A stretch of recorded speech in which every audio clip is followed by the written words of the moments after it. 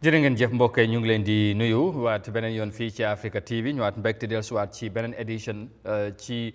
programme bi nga xamante ne suba bu nekk bu waxtu bi jotee dañ dee faral di ànd ak yéen ci jotaay bi di Good Morning Africa programme bi yem ak tamit édition bu mujj ci week bi di ajjuma ñu ngi leen di ñaanal jàmm di leen wax juma mubarak fa ngeen mënta nekk ci biir réew mi wala ci biti réew di ñu bàyyi xel waaye tamit di ñu gunge ci jotaay bi kon ne ma ko waxee ci biir week bi dooree ko altine bi ajjuma te ñu yegg si édition bi mujj ci week bi ñu jàpp ne am na solo lool pour ñu ñëwaat àndaat ak yéen ci lépp li nga xamante ne moom moo gën a fees ci réew mi ñu waxtaanee ko waaye tamit naka noonu ñu digtal leen suñ ay xibaar comme ni ñu koy defee saa su ne ñu profité ñaanal ñëpp jàmm waaye tamit sàkku jàmm ci réew mi yàlla saxal ko yokkal ñëpp li nga xamante ne mooy tawfeex su ko defee noonu la ñoo profité ñaanalaat ñi nga xamante ne ñu ngi tawat nekk ci kër yi wala ci hôpital yi ñaanal leen yàlla delloo leen seen sago ñu mun a dellusiwaat seen ay njaboot seen ay activités yàlla mën na ko yàlla def ci noonu tamit la ñoo bàyyi xel ñi nga xamante ñu ngi am nattu nekk ci kaso yi fu ne ci réew mi waaye surtout ñoom ñi nga xamante ñu ngi fale ci Mile 2 Central Prisons di ñu bàyyi xel di ñu wettali ko suba bu nekk ñoom tamit ñu ngi leen di ñaanal yàlla bu baax a baax yàlla teggi nattu yi ñu mun a dellusiwaat seen ay activités ak seen ay njaboot yàlla mën na ko yàlla def su ko defee ñu ngi leen di jaajëfalaat bu baax a baax ci ñu nekk ci réew mi wala ci biti réew di ñëw bàyyi xel bu baax ci jotaay bi su ko defee laataa ñoo yegg si ponk yi wala sax ma bàyyi suma gars yi nunoo naa ci profito rek yeggee njaal ñi nga xamante ne moom sumay waa dëkk suma ay mbokk of course dañ am ñàkk ku am solo démb si suñ dëkk foofu ci Kuntawru wasu ñu dëkk bi nga xamante ne Sinthiou Garba ñuy seetaan ci gox boobu ñu ngi leen di jaale alkaali bi Paate Ba ak suñ waajur bi nga xamante ne moom la doomam jiitu suñ papa Assane Diallo ak waa kër gi yëpp njaboot bi suñu ay xarit suñ mag bu jigéen boobu di Sadio Diallo moom moo jiitu démb su ko defee ñu jaale ñëpp ci loolu loolu tamit naa ci profito sax wax ko ci pol ndax suma mbokk yi démb lu tiis moo am si suñ dëkk foofu su ko defee loolu tamit du mun a ñàkk ci jotaay bi xewee ñëpp dañ dee toppa tamit jotaay bi mbokk yi nekk ba Kuntawru ba Basse ba Bansang ak ba Guinée ñëpp démba lu tiis la su ko defee ñu ngi leen di jaale bu baax a baax komi wonno e haalde ni hen ko mi andintina e wonɓe darde ɓen fof hen ɗo ko Africa TV wonɗon e darde programme o Good Morning Africa mo ganduɗa hoorema bimbi kala on yeeya men ɗo meɗen jooɗo meɗen yewta hande noon ko mi tawi ko mami ƴetta opportunity o mi ɓay hanki kala wonɗo ka amen to Kuntawru walla ha wasu ha Sinthiou Garba eɗen ceeya ɗon fof fatunde Sadio Diallo ka saare amen to hanki ɗum waɗi woni ko yurmi meɗen ɗo ɗum ɗon noon meɗen mi torodal kanko Sadio yo Allah hinno mo yaafo nadamo aljanna barke Salatul Fatiha min toro kadi sarde nden fof ɓe yo duwanagol Sadio kadi ɓay koko yurmi waɗi dal wela haalde kono wonɓe ka saara ɗon jarga on paate e inde makko e kaw Hasana en mawɓe sarde nden fof julɓe ɓen fof ka saara ɗon min toroɓe dal ɓe muñño yaafano Sadio min tomo Allah hinnomo yaafomo yarlomo nadamo aljanna barke Salatul Fatiha musidɓe maɓɓe wonɓe ha Basse Bansang ha Guinée fof min toriɓe yarragol Sadio ko jajirawo amen ko Sinthiou Garba ɗon o jibina o janɗi ɗon kono o yeehi Guinée ko toon o wonno ha Allah waɗi ko foti wadde ko hanki miñiɗa e makko wonɓe Serekunda ɗo ha wonɓe kadi outside fof Abdourahim en Moudji en julde en fof Mad Bobo en fof on torama yarnogo ko jajirawo men enen fof loolu mun toon ñàkk ci jotaay bi tey parce que ku ñu jege la te tamit nekkoon ko am solo ci ñun moo tax mu demee ni su ko defee loolu laa ci bëggoon ubbee rek laataal loolu nag wala of course gannaaw loolu ma bàyyi suma gars yi tamit ñu nuyoo well just a quick one by the way just to welcome you again wherever you are to the week's ending edition of the Good Morning Africa program right here on Africa TV wherever you are. Thank you so very much for joining us as we are back again for the final episode of this program as we end another week, and of course as always before we get into the weekend we would want to end the program on a very high note. So today will be no exception. So thank you so very much for join us su ko defee Modou Niang ak maam lay faral di ànd ak ci jotaay bi ma bàyyi la ñu nuyoo laata nag ñuy soog a yaatal waxtaan bi Modou Niang naka suba si di la wax jumaa mubarak. di la ko delloo Amadou itam di la wax jumaa mubarak nuyu la nuyu maam ne ñi seetaan Eye Africa TV nekk si réew mi ak si bitim réew yëpp tey nag jumaa la ñuy sant yàlla bu baax. di ziyaare kilifa diine ak kilifa aada yi. jiital si suñu wasila borom Madinatu Anwar yal na yàlla yokk leeram fu mu tëdd. tey jile mooy daanaka semaine bu mu si biir suuf yi ñu ngi ko ñaanal yal na yàlla yokk leeram fu mu leeral kanam gannaaw yow si barke Seydina Muhammad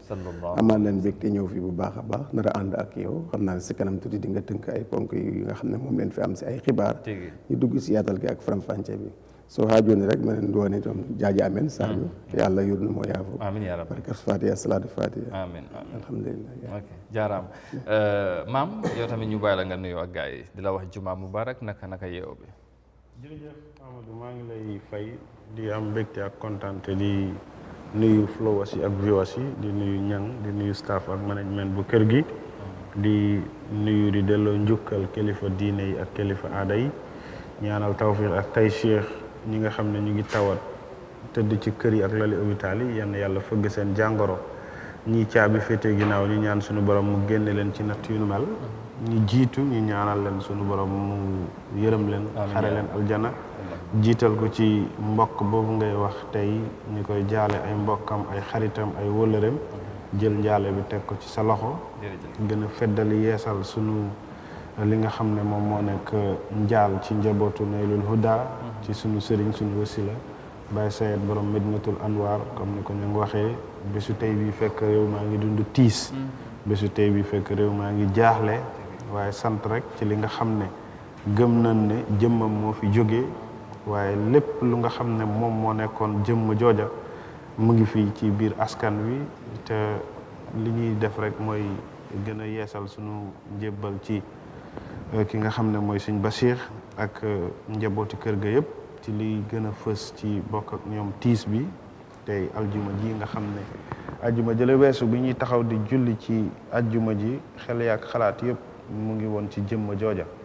waaye yal na yàlla gën a oyofal suuf ci kawam xam nañ ne mu ngi ca aljanay firdawsi waaye faaw ñuy gën a jébbal suñu bopp ci njaale ci li nga xam ne mooy njabootu Naylul Huda xam naa ne njaboot gi yëpp muñ nañ ko ndax li ko waral mooy kaddum bokkoon na ci gëmal nit ñi ne deelu munte jaas la te boo ko gëmee rek nga doon déglu ay waxam tey da ngay jàpp ne lum gëmoon la te lu ko bettul la te lu bettul tam njabootam la waaye nag bu ñëwee dina tiis ci ñi nga xam ne ñoom la fi bàyyi ndax ka mu doonoon ci ni mu doon wéttalee jaamu yàlla yi wéetaay boobu nag foog nit ñi def ko moo tax tey ñi gën a yeesal suñu njaal di gën a dund tiisu ñàkk jëmm ju nu mel ci biir réew mi kon ñu jàpp ne tey mu ngi gën a yeesalaat bés bi waaye lépp nag cant rek comme ni nga ko waxee ñu nuyu Eye Africa WhatsApp group nuyu soppay Maam Jibi WhatsApp group nuyu delloo njukkal njabootu si Sawane Kunda family góor jigéen mag ak ndaw sunu wayjur bu jigéen sunu soxna ak sunu cousin sister sunu jeex baat ak sunu rakk ci kër gi ñoom ñëpp ñu ngi leen di nuyu di am mbégte ak kontaan na ma bokk ak yow jotaay ji ñu yaatal faram-fàccee ci ponk yi gën a fës ci li ñuy desee tey ci njeextalu semaine bi comme ajjuma ju nekk moom dina ko li ñuy waxtaane dina bokk ci comme ni nga ko waxee mu nekk high note to the expectation of followers yi ba du ñu yàkkamte altine ngir li ñuy fësal ci ponk yi tey jërëjëf maam su ko defee loolu am na solo ak Modou Niang ci ni ngeen wax ci jotaay bi lépp luñ ci ñaan rek yàlla na ko yàlla nangu te yéreem tamit xare aljana yi aji jiitu yëpp surtout noo leen ko waxee su kilifa ku fi jógee of course last week mu nekkoon lu métti ci réew mi waaye nag noonu la ko yàlla bëggee te moom mooy borom lépp su ko defee ñaan rek moom moo ci li des soo def ñu continuer li leen ñaanal incha allah su ko defee gannaaw loolu ñu ñëw soobu ci programme bi incha allah ci yenn ci ponk yi nga xamante ne fas nañ ko waxtaanee ci jotaay bi dimba li gën a fees daanaka ci àdduna si surtout foofu ci UK mooy seen prime minister bi nga xamante ne buñ ko tabbi ak léegi daanaka motul sax ñaari weet moom moo tekki nomba tànkam ci jiite réew moom lan di England United Kingdom loolu nag li ko waral moom dem na ba gis ne liñ ko dénk wala lim leen digoon ne dina ko mun a def jàpp na ne mënatut ko mu ñëw nee na daal dana tekki ndomba tànkam fii ak boobu ñuy seet kan moo koy wuutu nañ ci ñëwaat si lim gën a yaatoo ci jotaay bi leneen ñu dellusiwaat ci li nga xamante ne mooy ci réew mi wax ci wàllu wér-gu-yaram yéen a ngi fàttaliku benn report bi nga xamante ne Africa jàll na ci Africa wala eya nañ ko li aju woon ci ki nga xamante mooy Mamadou Saliou Barry mooy ku feebaroon feebar bu métti boobu ba yàlla sax far na ko moom démba Surgeon Association bu ci li nga xamante ne moom mooy ci Edward Francis Teaching Hospital mooy hôpital bu mag bi ci Banjul ñoom ñoo doon oote press conference pour indi leeral ci loolu ak surtout li nga xamante ne mooy xibaar bi nu mu fesee woon ci media bi parce que xibaar bi bu mu fi jàllee vidéo bi dañ fa tasaara woon bu baax ba sax taxoon am na ñu ci jàppoon ba bëggoon koo dimbale jëlee ko fi yóbbu ko ci biti réew pour mu faju waaye yàlla dogalul ko ba yàlla jël moom ko su ko defee ñoom lan la ñu wax ci loolu dinañ ci dellusiwaat incha allah ci nu mu gën a yaatoo tey fas nañ yéene bokk ak yéen jotaay bi comme moom moo nekk édition bu mujj ñu waxtaanee tolluwaay réew mi surtout incha allah ñu ubbi laan si ci kanam ngeen mun a call wax gis ngeen wég bi yëpp am nañ fi ay gan ñu fi jaar waxtaan luy bëri ak lu yaatu loolu lañ ci bëgg nag comment incha allah nañ ci ñëw. But first ñu door with our first story. So once again, thank you very much for choosing us in this Friday morning, the 21st of October 2022, and we start the program with development coming from UK. Since yesterday, it has sparked global attention that the Prime Minister of the United Kingdom, Liz Truss, on Thursday announced her resignation just 6 months or 6 weeks in office, and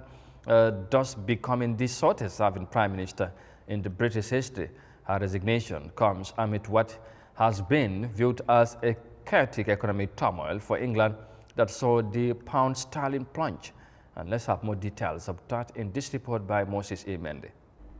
British Prime Minister Liz Truss resigned after her policies triggered economic turmoil that saw the pound sterling plunge to a record lowest, throwing her government into chaos.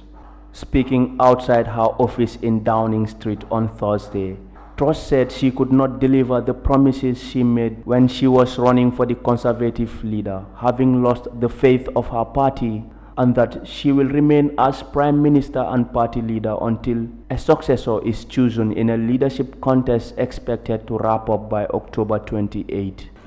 I came into office at a time of great economic and international instability. Families and businesses were worried about how to pay their bills. Putin's illegal war in Ukraine threatens the security of our whole continent, and our country has been held back for too long by low economic growth. I was elected by the Conservative Party with a mandate to change this. We delivered on energy bills and on cutting national insurance. And we set out a vision for a low-tax, high-growth economy that would take advantage of the freedoms of Brexit. I recognise, though, given the situation, I cannot deliver the mandate on which I was elected by the Conservative Party. I have therefore spoken to His Majesty the King to notify him that I am resigning as leader of the Conservative Party.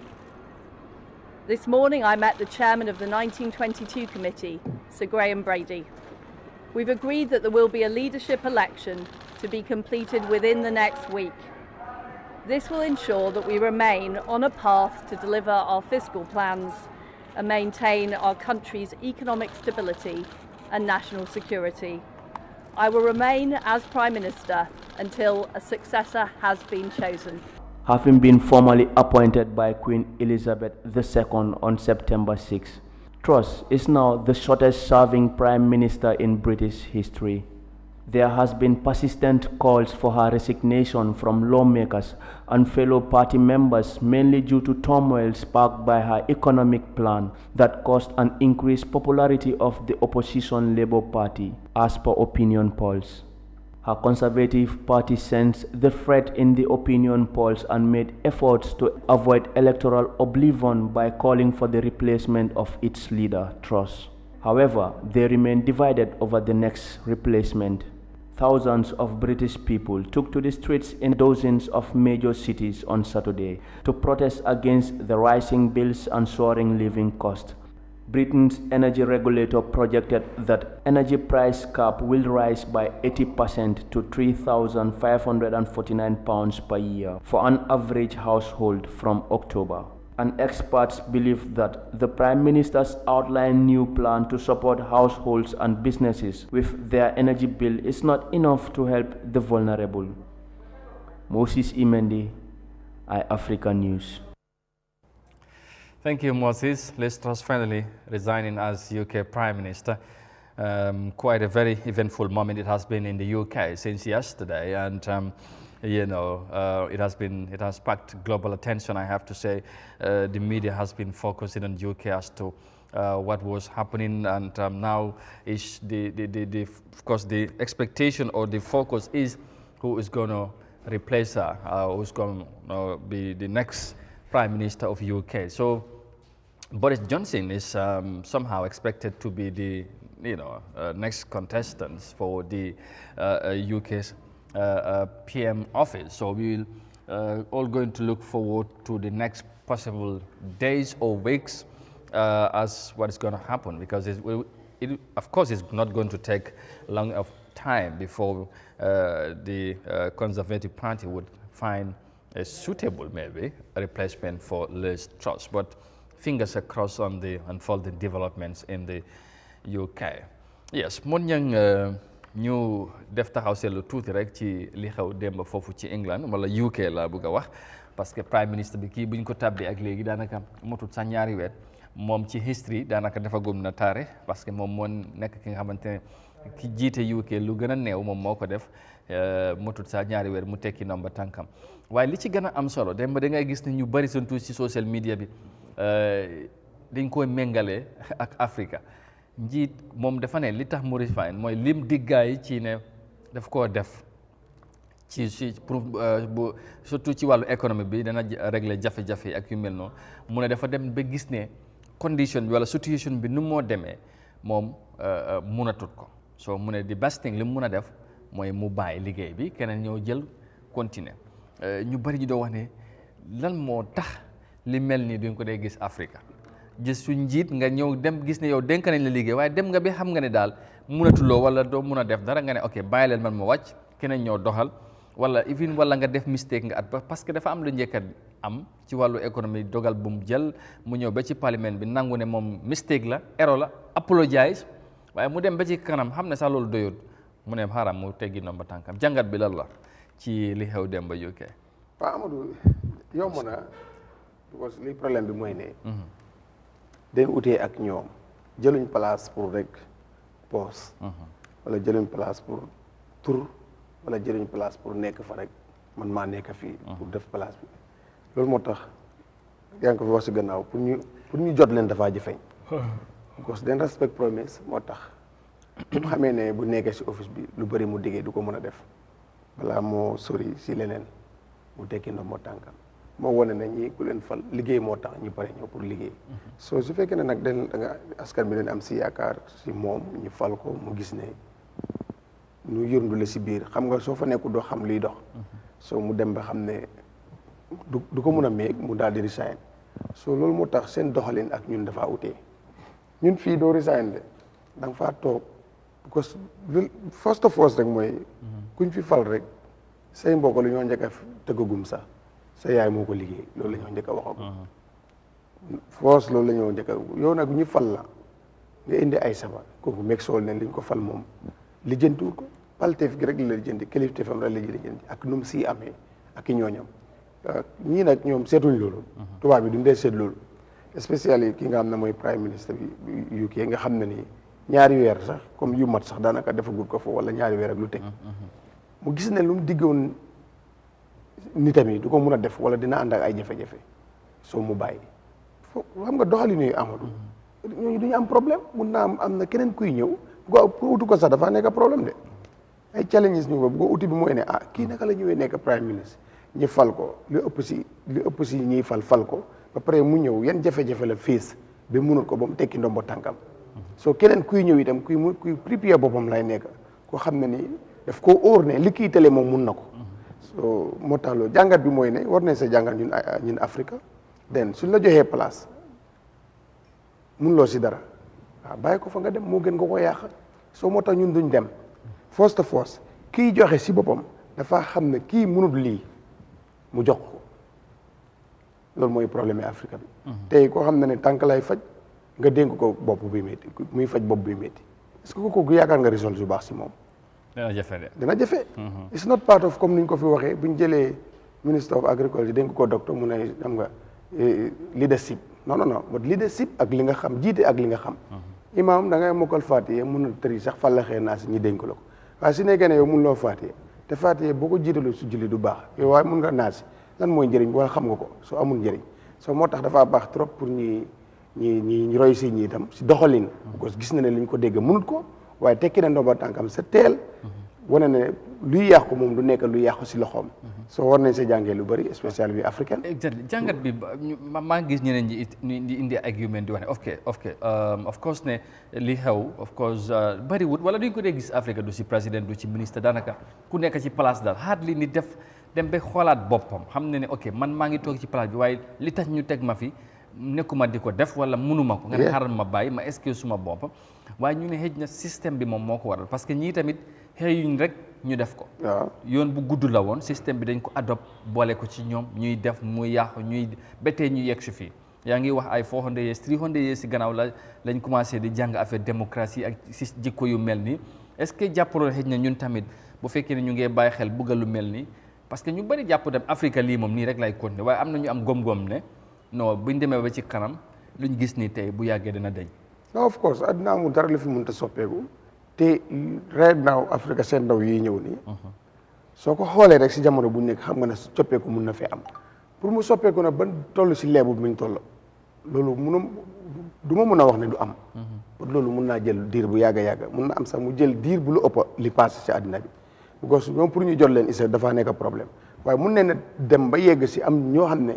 sàmm nañ seen ngor ak seen jikko ba nga xam ne bugguñoo bokk si liy yàq balaa loolu ñu génn si dem parce que tubaab bi ñu léegi koo si dénk poste fu am na yeneen scandale wala yeneen distance yu am si area am jaral na ko mu tekki ndombo tànkam but fii non du ko jar parce que fii si kaw la problème bi nekk si kaw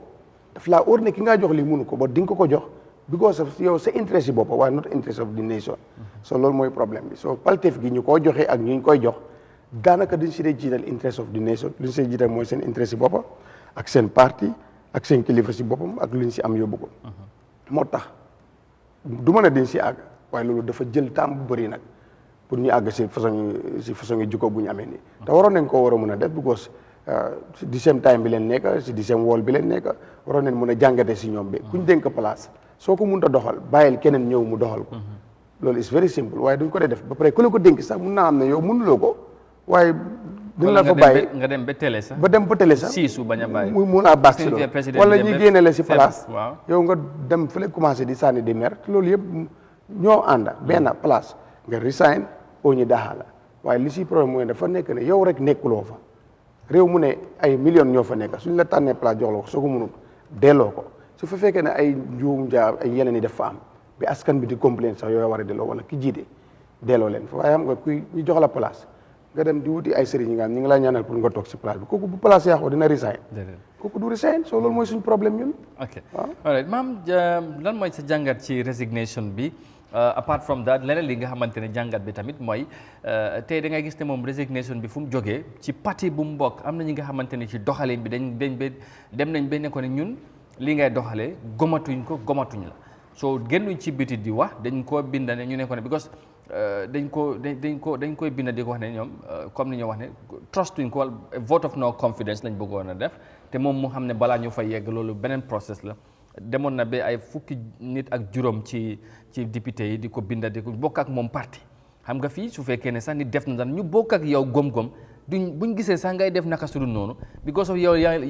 lañ support duñ la wax ne yow li ngay def du noonu soo xoolal kan imagine daat moom ñi ñu bokkal sax nekkul beneen parti ñoom ñoo ko ne yow li ngay doxale wala li ñu wax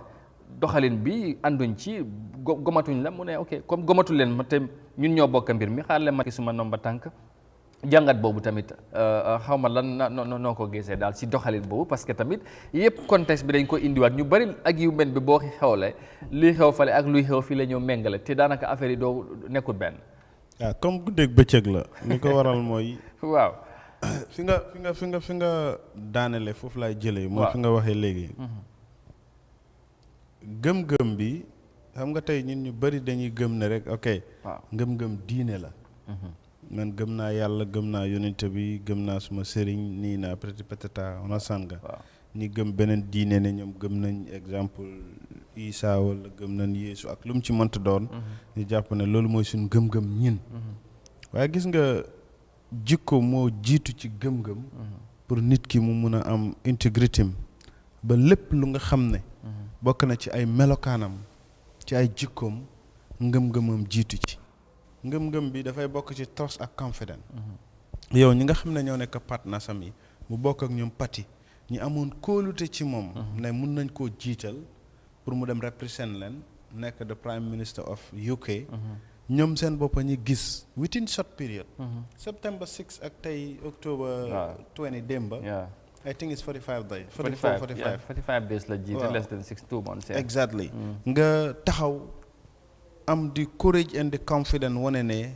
gis na ma ne mënatumaa dem. waaye moom balaa moo wax ab